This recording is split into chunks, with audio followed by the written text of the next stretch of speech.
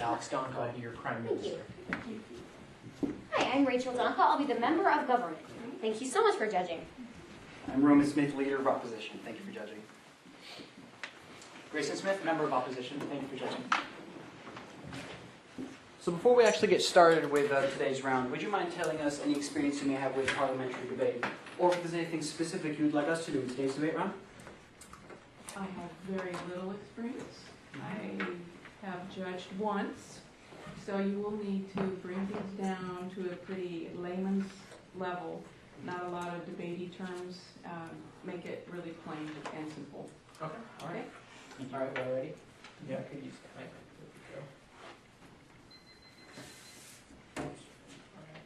And since the beginning of time, mankind has never been able to get along. And ever since there have been people who weren't able to get along with each other, there have been wars. Now, wars can be pretty nasty business. Throughout history, people have used such weapons as chemical weapons, biological weapons, and even nuclear bombs to destroy the enemy and hopefully, in the end, win for their side. Now, realizing that war is a nasty business and that something needs to be done in order to make sure that all the sides play fair and don't do things that are harmful to humanity at its core, the Catholic Church has been developing a criteria called just war theory. Just war theory is basically a set of ideas that the Catholic Church and a lot of philosophers believe should be the basic foundation for when any government goes to war. Now, it's our contention that the use of drone strikes by the U.S. and other governments in countries that are not currently at war violates this principle. And it's for that reason that we affirm the resolution that the United Nations should ban the non-wartime use of weaponized drones against sovereign nations. Now, first off, I'm going to be structuring this argument a little bit differently than what you're probably used to hearing.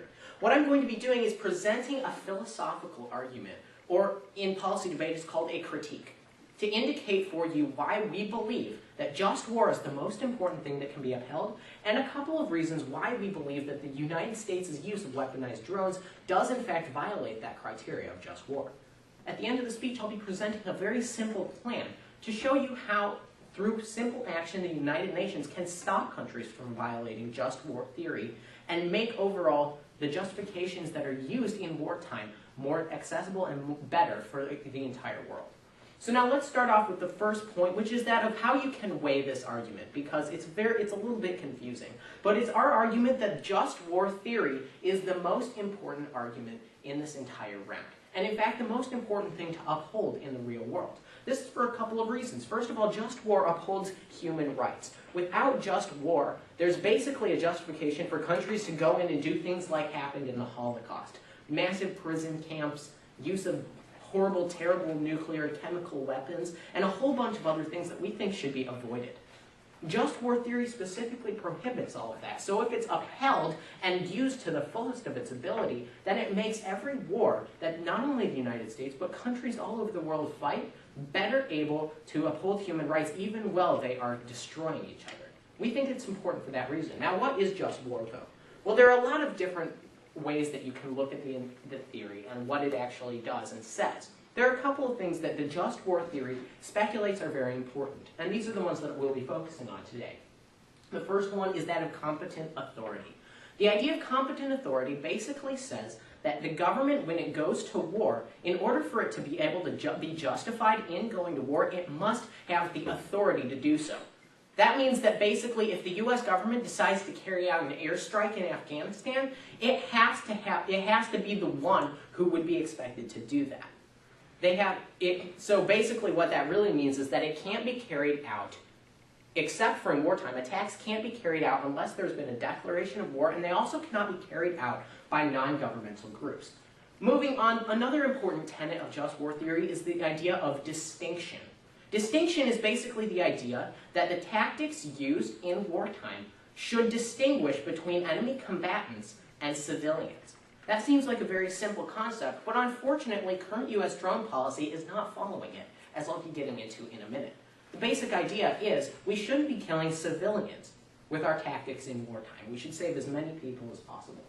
Now, moving on, another thing that's important under just war is the idea of necessity, meaning that it is completely and totally necessary for the country that is carrying out a military action to actually do that action. We'll be contending in a couple minutes that U.S. drone strikes are not necessary to maintain national security or for any other end. There's also the important point, this is the last one that we'll be talking about, which is the idea of malum in se. That's Latin for evil in itself. Now, the idea of malum in se, or evil in itself, is basically that the means used by a country when it's carrying out wartime activities should not be inherently evil. That includes things like the use of prison camps, like we're in Nazi Germany, the use of weapons of mass destruction, and the use of weapons that indiscriminately attack civilians. Now, I'd like to move on and talk a little bit more specifically about current drone policy and what the United States specifically is doing that we believe violates several important parts of just war theory. The first one is that drones don't discriminate targets. Drones don't discriminate targets. You can look to the example of Pakistan, where drone strikes carried out by the U.S. government to kill al-Qaeda and Taliban operatives have killed, by some estimates, 50 civilians for every terrorist that's killed. Just think about that. For every single potential threat that is destroyed by a U.S. drone strike, 50 civilians die. That is not distinguishing between the combatants and the real enemy. So it violates just war from that perspective. Now, the second reason why current U.S. drone strikes, which we are attacking people in Pakistan and in other countries, the second reason it violates the idea of just war is because it is not a commitment. Basically, we don't have the competent authority. Quite simply because the U.S. government has not committed to going to war with any of these countries. Instead, they are just taking out these drone strikes wherever they want to because they feel like it's important. We haven't actually committed to going to war with these countries. That tends to blur the line between peace and war for people living in those countries. And that's bad because it makes it harder for them to assimilate into post-combat scenarios. After all, they don't actually know when the combat's over.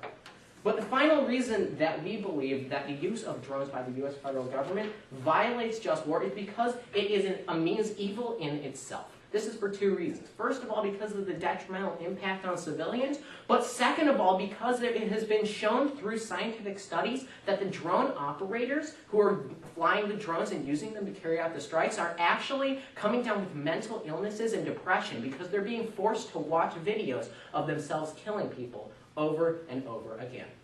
The overall impact is that just war is not upheld. My partner will talk a little bit more about the impact, but really quickly, the plan we'd like to present is that non-wartime use of drones against sovereign nations will be banned. Basically, we do exactly the resolution, and we are going to stop the abuses that we've seen in the current system. Thank you very much.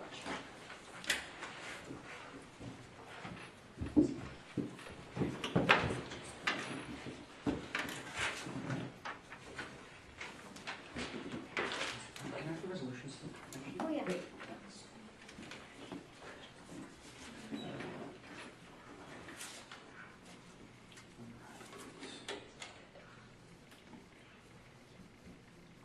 Okay, ready? And the government team?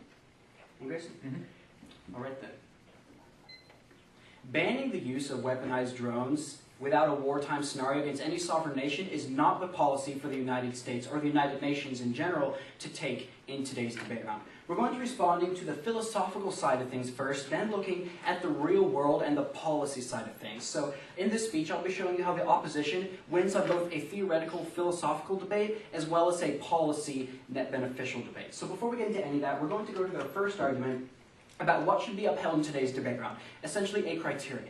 They said that just war theory has to be the most important argument in today's debate round. I disagree. What we should do is as we are policymakers in today's debate round, we should look at the net benefits. What this simply means is, does a policy leave the world better off or worse off? Very simple, it's what policymakers use in the real world. If there's a policy that makes the world better off, it doesn't matter if it disagrees with some theory, it makes the world better off, so it's the policy to enact. That's exactly how policymakers do it, so that's how we should do it in today's debate round. What we're going to be doing is looking through these 4 issues of the just war theory they talked about. Even though I disagree that just war theory is the most important, we're going to look at it anyways. The 4 issues were competent authority, distinction, necessity, and Latin for evil in itself. So let's go through I don't know what it is. Let's go through these 4 issues. The first was competent authority, basically saying that the United States government, in essence, has to have the authority to carry out drone strikes in this scenario. Now, here's the problem with drone strikes, what makes them so complicated. In the old days of war, such as in World War II and World War I, those days of war, you warred against nations. The United States went to war with Germany and Japan in World War II. That's not how it works today. In today's world, the United States is not at official, legal war with countries. We are at a sort of war with organizations called terrorists, such as Al-Qaeda. We're at war with organizations, so we can't necessarily, we can't really legally declare war against them because they're not a country, they're an organization. Now, the reason that this matters is because these terrorists actually kill United States soldiers. So even if they happen to be in another country, we do have to take action against them. Which is what I'd like to look at the arguments of competent authority and necessity. Now, let's just look at an example. In Pakistan, there's a terrorist network called the Haqqani Network. It's a really weird spelling, just spell it however you want. Basically, the Haqqani Network is this network that is the terrorist network that fires on United States soldiers and kills them. Now, under the affirmative team's plan, given we are not at war with Pakistan, obviously we can't declare official war on Pakistan because of an organization, and that's not how today's world works. Yes, Alex? How many U.S. soldiers have been killed fighting in Pakistan? Well, they don't kill them in Pakistan. The Haqqani Network is able to kill them in other countries, but they're based in Pakistan, the Haqqani Network. Now, the problem is that the Haqqani Network, the Pakistani government is very soft on this network because the government and the network have historical ties together. So basically, the Pakistani government is not willing to go after this network. That's what the drone strikes are for. The drone strikes in Pakistan are to stop the Haqqani network from killing United States soldiers. Now, with the affirmative team's plan, that wouldn't be possible. We wouldn't be able to kill the Haqqani network with the drones because they're in another country that we're not at war with. Now, how effective are these drone strikes? In fact, I don't think that you should look at my opinion or their opinion. We should look at the opinion of someone very credible to talk about what hurts the terrorists, and that's the former words of Osama bin Laden. Now, Osama bin Laden, before he was killed, he actually wrote in his diary, so to speak, a private journal about the drone strikes in Pakistan. And Osama bin Laden wrote that the drone strikes were decimating Al-Qaeda. He even mulled changing the terrorist group's name because the drone strikes were killing the terrorist ranks so much. So don't take their word or my word. Take Osama bin Laden's word. He hated the drone strikes, and if Osama bin Laden hates it, it's probably a good thing. So now let's go into their argument about distinction, whether drones are precise or not. Now, the fact is that there is no method of warfare that is 100% precise. Unfortunately, whenever there is conflict, some civilians are going to die as a result. That's just the unfortunate fact of conflict. So what it is our obligation to do is to use the method that is the least conducive towards killing civilians. And the fact is that studies have actually been done on this. Drones are the least conducive to killing civilians. Now, the reason for this is that the alternative to using a drone strike is basically to invade the country with soldiers and to do a raid on a terrorist encampment. The problem with that is that raids have been found to have much higher rates of civilian death. The drones they're very precise. There's a lot of planning done into it with reconnaissance and with all the planning and such. So it's a lot easier to distinguish enemies with the drones. So they're actually a lot more precise. It may sound odd to say, but drones are actually a lot more ethical because they're a lot more precise and they kill a lot less civilians. Do some civilians die in the process? Yes, that is very unfortunate. But the less civilians die than the alternative methods. If you were to vote for the government team, the United States would turn to alternative methods such as raids, which would only end up killing more civilians. It is a bit depressing, I will admit, but if we're looking at the way to have the least civilian casualties, drone strikes are definitely the way to go. Now let's go. Yes, Alex? Why do terrorists want to attack the United States?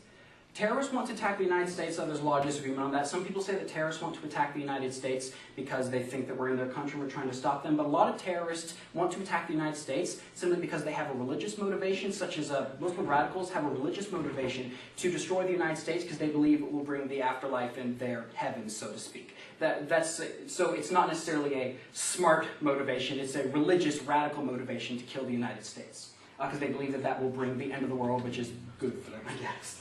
Or something like that. Anyways, so what I want to look in now is the policy side of things. Now, the affirmative team, the government rather, what they do is they ban all weaponized drone strikes against sovereign nations when we're not at war. So we're going to be looking at what's called a counter plan, which is basically looking at a different plan of action that proves their plan of action is a bad idea because it stops our one from happening. So what we're going to look at is a plan of drone missile defense. And basically what this means is putting missile defense on top of drones, and this is specifically for North Korea. Putting missile defense on top of drones around North Korea So they're weaponized, and they shoot down North Korean nuclear missiles as they're coming towards the United States. Now, why is this important? This is a weaponized drone used against a sovereign nation in a non-wartime scenario. If we define war as a legal state created by a declaration of war, including an armed conflict, which isn't the United States and North Korea right now. So that is an armed drone against a sovereign nation in a non-war time, and it is important for missile defense of the United States. Studies have been done on this and shown that using missile defense on top of drones would be effective for missile defense. And the affirmative team's plan would stop that from happening. So what that shows is that there are scenarios in which armed drones are a very good thing. So voting for the affirmative team's plan first falls on a philosophical level, but also on a policy level. So we're asking you to vote for the opposition. And there we go, no laugh. Thank you.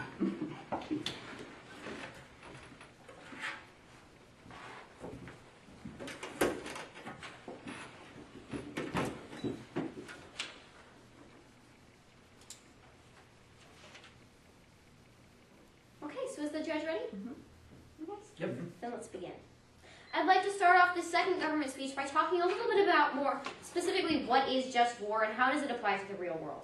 We're going to be talking first of all about why just war matters. Now they made a response saying that net benefits is more important than just war. Basically, we should evaluate the round based on a policy level, not based on philosophy. I'd like to bring up two main responses to why just war matters a lot more than policy. The first is that just war outlines future and present policy. Think about it this way. The philosophies we hold, the morals we uphold, the standards we use to make policies every single day, those carry forward into the future. Policies can be changed. You can make a policy one year and have it reversed the next year. But in general, you cannot reverse your philosophies. Philosophies are the underlying cause of almost every single policy ever enacted. So philosophies are more important than the policy itself. But my second response is that morals and philosophies affect everything.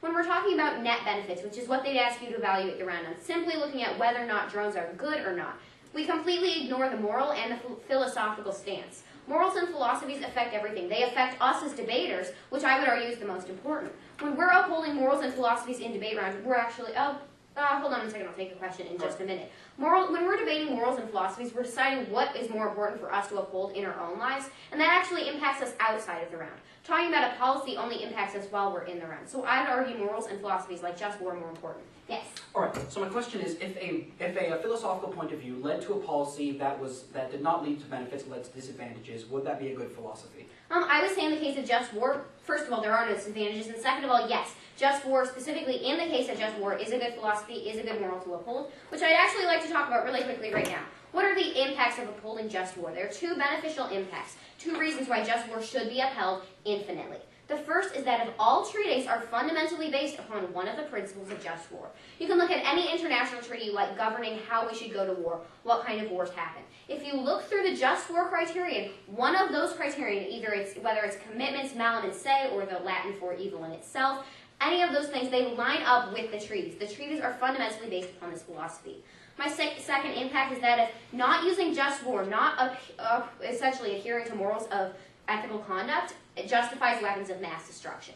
Why do we not use weapons of mass destruction? Because they kill people indiscriminately. Why do we not use weapons of mass destruction? Because they wreak a lot more havoc than is needed, essentially because of the principles of just war. So upholding just war is important. Let's talk a little bit about drones themselves. Now, they made a response to the argument of competent authority, basically saying the U.S. we should have to declare war to use them. Their main point was that drones are complicated, that if we're going to war against terrorists, against organizations, not a country. My simple response is, if it's really that big of an issue, we can declare war against an organization. There's nothing saying you can't. So all it's saying is that we have to make the commitment to be going to war against these organizations. Their second point was the Kokani network, basically saying this terrorist organization is trying to kill soldiers. So we basically have to take them out. I have a couple of responses. We're going to be looking at this in just a minute. Actually, drones are creating more terrorists than they are actually killing. And then my second point on this is that terrorists go after us because we are currently going after them. We're targeting terrorists so much that they're turning around and saying, we have to defend our homeland, so we're going to go after you. That's the whole point. If we were there in the first place, they wouldn't be able to go after us. Moving on down, his third response was that Osama bin Laden clearly doesn't like drone strikes, so they're clearly beneficial. I'd like to point out that Osama bin Laden doesn't really like anything other than his terrorist network. So this point really doesn't attribute to the round, because since he doesn't like anything, it would basically say that everything he doesn't like is inherently good. I'm not going to take questions right now. Thank you so much. Let's talk a little bit about the argument of distinction. Now, they argued that in war, civilians are going to be killed, and that drones are more effective than others. Now, I'd like to talk talk a little bit about this. Let me give you the statistics. How many civilians are drones killing? For every one terrorist killed, and this is not just a leader terrorist, this is a lower member terrorist, for every one terrorist killed, 50 civilians die. That's 50 innocent people who are just sleeping in their beds, walking down the streets. They're blown up by these drone strikes. I'm asking you today, could any possible technology be even worse? For every one possible, even small threat, 50 innocent lives are claimed. Just think about it for a minute. 50 innocent lives, that's ridiculous. That should not be happening. Drone strikes are absolutely not justifiable. Moving on down, talking about, they said drone strikes are more effective than other forms of war. My simple response is no, they're actually not. Because drone strikes just basically blow up an entire area. They can't discriminate who they're killing. That's a huge issue. We cannot be killing that many civilians with every single drone strike. My next response is that of just war theory. Just war theory. If you look to just war theory, one of the very important distinctions that lie out is that of distinction. Basically saying with our weapons, we should be determining specifically who we are killing as we are killing them. It should not be we blow up an area and afterwards we count how many civilians we killed. That's what's happening with drone strikes. That's not right, that's not moral, that's not just war. Let's talk a little bit about the argument they brought up of missile defense, saying that we can't have missile defense. Actually, I'd like to quickly talk about the alternative. What happens if we don't use drone strikes? Unless we declare war. The alternative is diplomacy. We can try to negotiate peacefully, but our government hasn't been resorting to that. Instead, we've been resorting to drone strikes. I'm not going to take questions in the rest of my speech. I have a lot more to cover. The U.S. government has a lot more we could be working on in regards to diplomacy, but we're not because it's very easy to push a button and send in a drone. That's not the right policy to be enacting. Finally, I'd just like to talk about, my final argument is that more terrorism is actually being caused from intervention. What we're seeing is these drone strikes are actually causing people to turn against the United States because we're blowing up the brothers and the sisters of young men who would not necessarily be terrorists, but they're going out and trying to avenge their families. So actually, we can see that this is worse. My final point is that, under this specific argument, is that defense is better than offense. We should be building up our own defenses, not trying to go out and kill the people who are against us. That directly leads to the disadvantage. Now, they argue that we can't use missile defense under our plan, basically saying drone-based missile defense would be bad.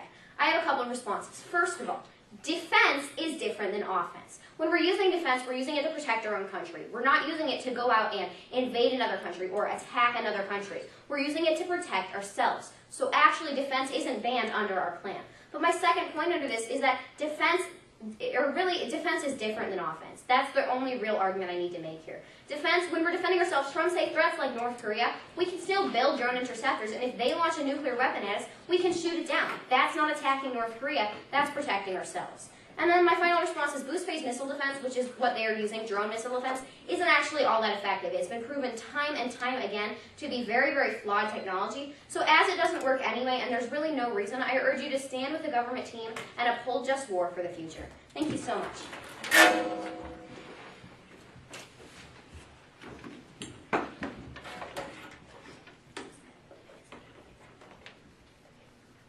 All right. Judge, right? Yes. The government team? Well, yep.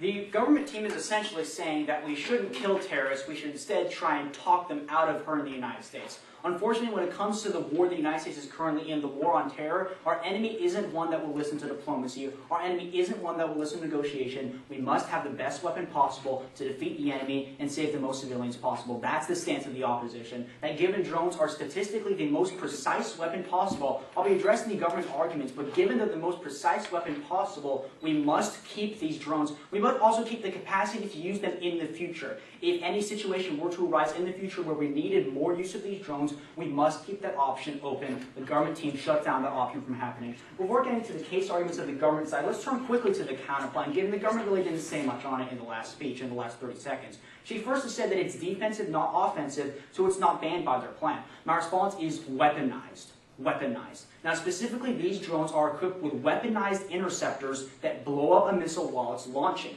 Therefore, by definition, it is banned by the government plan. The government plan is the resolution to ban weaponized drones in a peacetime situation. Now, given with North Korea, we're not in a war right now, an armed conflict, and given these drones are weaponized, they're banned by the government plan. And so if you vote for the current system, you vote for the opposition, we get this missile defense, but if you vote for the government, we cannot have a missile defense, which really leaves the United States vulnerable to a North Korean attack.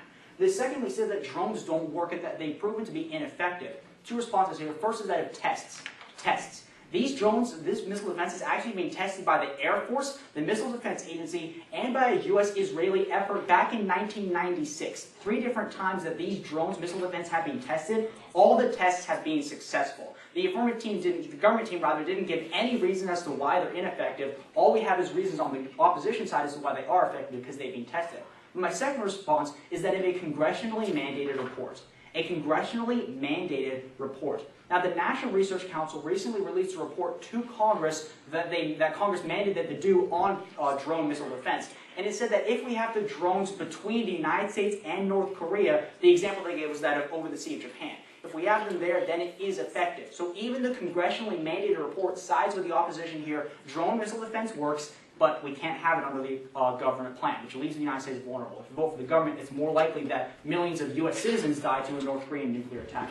Now with the counterpoint address, yes, Alex? Does North Korea currently have a nuclear missile capable? No, they will have one in about 3 years. The missile defense system takes about 18 months to develop, so we have enough time. Let's now turn down to the case. First on the criterion of net benefits. They had 2 responses. First of all, that just war is future and present, and secondly, that moral affects everything. I have 3 responses. My first response is that philosophies change. Philosophies change. Now, this is actually pretty common. The United States, over the past 100 years, has gone through 4 totally different philosophies when it comes to international affairs. Philosophies definitely change, especially when it comes to government approaches to foreign affairs. My second response is that of critical thinking. Critical thinking. The government is essentially saying that it's better for us to discuss morals and it's bad for us to discuss policy. I disagree. I think discussing policy drastically improves our critical thinking and improves our ability to examine arguments critically and see how they relate. I think that both are educational, but I think that the government team has to uphold both of them.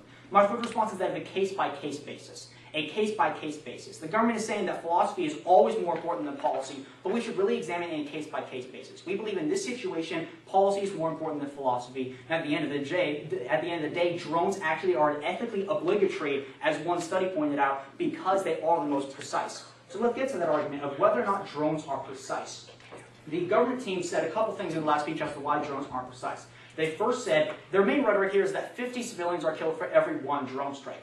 2 responses. First of all, the old drones. The old drones. Now, it is true that back in the early 2000s, we were using very inaccurate drones, and it was unfortunately killing a lot of civilians.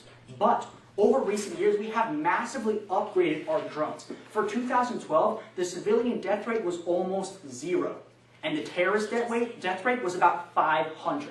500 to 0. Over recent years, we have upgraded these drones, so all the government arguments here about how drones have been inaccurate, that's true, but they've been upgraded recently to make sure that we can kill terrorists instead of civilians. My second response is the alternative. The alternative. All other means of bombing that we have are much less precise than a drone. For example, a drone with a targeted killing, with a drone strike, can get within a couple of feet of the target. That's pretty precise, right? Well, a howitzer in between a couple hundred or 1,000 feet. I think it's pretty clear that given many studies have shown that drone strikes are the most effective, most precise way to track down the terrorists, that's number 1. But 2, in order to actually strike the terrorists specifically, whereas all other means of warfare, whether it's with the army or with tanks or with other bombing mechanisms, have all killed more civilians than the drone strikes. And their third argument under here was that we should just negotiate with terrorists. Yes?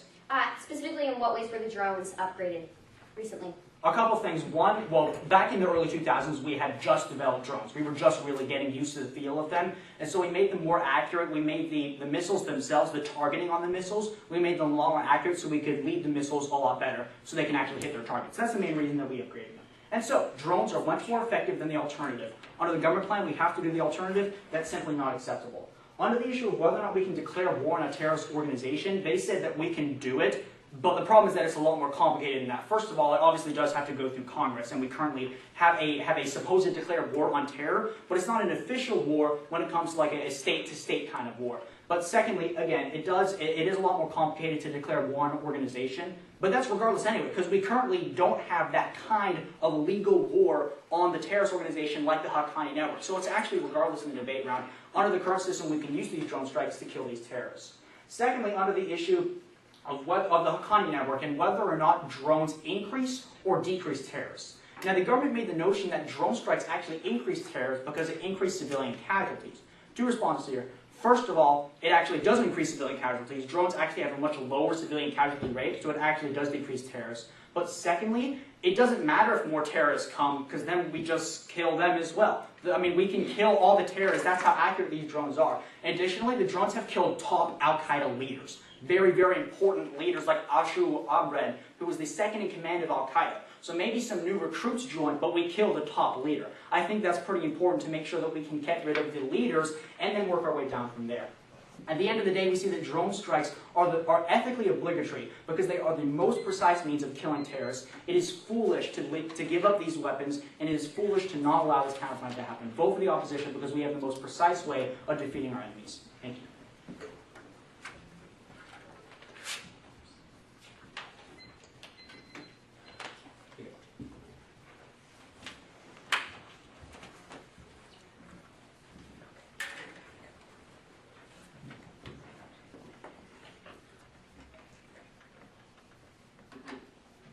All right, you ready? Government? Members? Mm-hmm. All right then. Philosophy must be based on how it impacts policy. If I have a philosophy that sounds good on face, but in the real world, when tried out in policy, it doesn't work and only makes things worse, that philosophy shouldn't be upheld. Classic example is communism. In a perfect world, communism is a philosophy of equality, of everyone being equal and having this great time when everything's free. Philosophically, that sounds pretty good to me because it's equality. But in the real world, on a net benefit scale, communism does not work because of corruption, because of all these different issues. Communism is being proven to fall, even though philosophically it sounds great. That's exactly the scenario we're looking at in today's debate on, is that even if philosophy denies the use of drone strikes, net beneficially in the real world, they are the best route to take. And that's what we're going to be looking at in this final speech through two reasons that voting for the opposition is the best way to cast your ballot. We're going to be looking at first the philosophy and then the benefits. So let's start with reason number one of philosophically superior. Philosophically superior. Let's go once again through these four different ideas of the just war theory. Competent authority, distinction, necessity, and the Latin one. We're going to go through each of them. So the first one is competent authority. Now as me and my partner have been saying, you cannot declare war on a terrorist organization. Now as my partner said, the affirmative team came up and made the notion that yes you can. I'm sorry, but no, you can't. Basically, the fact is you can't declare war on an organization. It would be like declaring war on the National Rifle Association or declaring war on the Republican Party or something. You can't do that. You can't declare war on organizations. You have to declare war on countries. So we can't declare war on Al-Qaeda because they're not a country. They're an organization. It would be like declaring war on STOA. It doesn't really make any sense. You can't do that. There's no legal standing as a country there. So that's why this issue is more complicated in today's world. The second issue here is distinction. Now my partner came up and made the argument that the drones have actually gotten better, and this is very true. If you think about it, technology of the United States only gets better over time. When the drones just started being used in about 2000, the radar wasn't as good, the targeting wasn't as good, all of that, the accuracy just wasn't as good. 13 years later, drones are actually a lot more accurate. Drone technology is one of the fastest evolving technologies in the market today. In fact, I remember seeing a quote from a professor saying that there's a university that's going to be teaching courses in drone technology that hasn't even come into existence yet, because that's how fast the technology evolves. By the time the college students are out of college and have a degree, the drone technology they've been teaching will then be in existence. That's how fast drone technology evolves. That's how quickly it gets better. As my partner said, the civilian death rate is now very, very low. And even if they are right about the civilian death rate, the alternatives are far worse because they would involve shooting, for example, conventional artillery or cluster munition bombs or something like that that is simply a lot less accurate. Now let's go to necessity. Now the affirmative team, the government, I'm stuck in team policy today. The government keeps saying that basically it's not necessary. Now, as they said in their last speech, the drones create more terrorists. That was the notion that they claimed. But I'd just like to point you back to the most credible source for what terrorists don't like, which is Osama bin Laden. Now, all the government came up and said in their last speech was, well, bin Laden doesn't like a lot of things. Okay, it doesn't really matter. All I was saying was that Osama bin Laden said that these drone strikes were devastating Al-Qaeda. That's what he said. I don't care about the other things he doesn't like. I just care about this is what I'm talking about. According to Osama bin Laden, without a doubt the most credible source on the subject of drone strikes' effectiveness, Osama bin Laden said that they were devastating Al-Qaeda. clearly that means that there weren't all this new influx of people trying to get to be terrorists because of the drone strikes. If we look at the words of this famous terrorist leader, who thankfully is now dead, if we look at his words, he saw that the drone strikes were horrible for him. If they're horrible for him, if they're killing Al-Qaeda, they are good for the United States. Now let's move into the fourth one, which is evil in itself.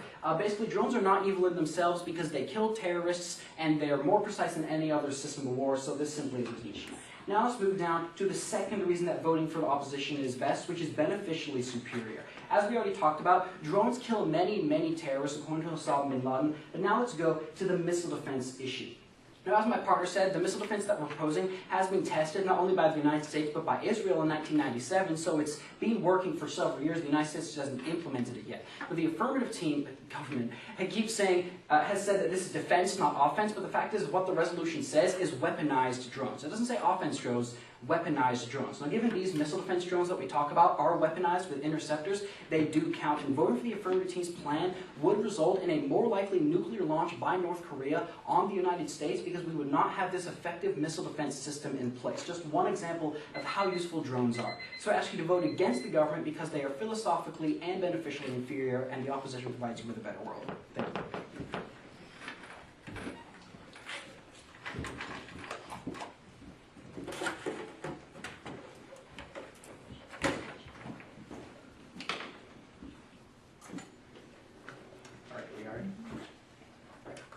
Now, if I were to right now, in the middle of my speech, dive across the table, punch Roman in the face, and steal his wallet, it would probably be a bad thing. I think we can all agree on that. It would not necessarily be moral, it would not necessarily be kind, it would not necessarily be the right thing to do. But it would give a net benefit. In that, I would steal his money. Therefore, I have more money for myself. That's a net benefit, right? That's the problem with the opposition team's analysis here. We think that the most important thing in this round is the idea of just war, and that it needs to be upheld on the governmental level. Now, we've gotten into a lot of different nitty-gritty debate about details of drone policy and all those things, and in this speech, I'm really going to take it back to the fundamental issue. Should just war be upheld by our government? And it's our stance that it should, and that's the reason that we want you to vote for the government team. Now, I'd like to bring up two basic voting issues. And in these, I'm going to basically encompass the entire government team's position. First, I'll be showing you how there's really no disadvantage or severe disadvantage to voting for the government team. And then I'm going to be talking specifically about just war and showing you how, by violating just war theory, the use of drones by the U.S. military is damaging our country's stability and the stability of the entire world in many more ways than a terrorist or two in Pakistan ever could. Now, let's start with voting issue one, which is no disadvantages. Now, there are a couple of points that I'd like to really bring through in this speech. And the most important one is that we don't necessarily have to kill these terrorists. Yes, they're dangerous. Yes, they have threatened the United States. But let's look back to the reason why they want to kill the United States. It's not because of some religious fervor. It's not because they're crazy or evil or immoral or anything like that. You can look back to, well, the source that the opposition team keeps citing, Osama bin Laden. Why did he want to kill Americans? The reason was specifically because the American army supported Afghanistan in its fight against the Soviet Union. And then they completely ditched them after the fight was over. Now that's really important because it clearly shows that the reason that at least one important terrorist wants to fight the United States is not because of his super religious convictions or anything like that. It has more to do with the fact that the United States intervened and then betrayed him. That's what the United States has done in a lot of countries, unfortunately. And while it's a sad fact, it's also very true that a lot of times U.S. intervention in other countries is really what's causing more terrorism to be aimed at the United States. Look no further than the Christmas underpants bomber in Detroit a couple of years ago. His reasoning for trying to blow up the airplane was not religious conviction. It was because of a friend who'd been killed in Pakistan by a drone strike. The fact is that if we do not uphold just war, and if we keep killing these terrorists, we're just going to keep creating more terrorists. We're not going to get a net benefit. We're not going to save American lives. We're just going to make the problem even worse. But let's talk in the second voting issue, which is that of just war. Voting issue 2 is just war. Now I'd like to look back to each of the 4 points of just war that I presented and show you how the use of drone strikes by the U.S. military in the capacity that they've been used violates all 4. So now, first of all, competent authority.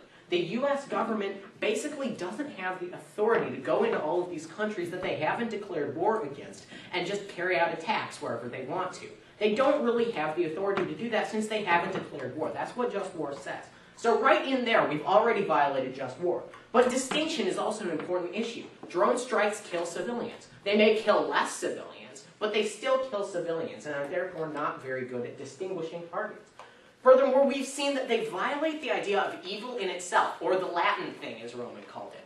Now, the bottom line is that because of the psychological damage that drone strikes do not only to civilians, but also to the drone operators themselves, we believe that they're an inherently evil weapon, and that they should be rejected as soon as possible. And finally, we've seen that there's really no necessity to kill these terrorists because they wouldn't even want to attack the United States if it weren't for the things that the United States has done to them. But now let's look at what will happen if just war is not upheld. My partner brought this up in her last speech. So first of all, just war is the basis for every treaty that has been signed with regards to anything like weapons or anything like that. So if you vote opposition and don't uphold just war, you're going to invalidate every single treaty that's currently in existence and has anything to do with weapons. That leads to the second impact. I'm not going to take on. Okay. Guys, protected time. So I believe point of order supersedes protected time. Okay. This is new analysis on the treaty argument. You made the original analysis that just law is behind the treaties, but not the analysis that voting opposition would invalidate every treaty. All right. Actually, that was the terminal impact brought up by my partner. But the bottom line is that if you vote for the opposition team, you're going to justify the use of weapons of mass destruction and invalidate treaties. So for that reason, vote government. Thank you. Good job, everyone. Good job. Good job. Thank you so much for judging. Thank you. Thank you for judging. You? Thank you for judging. There's a podium.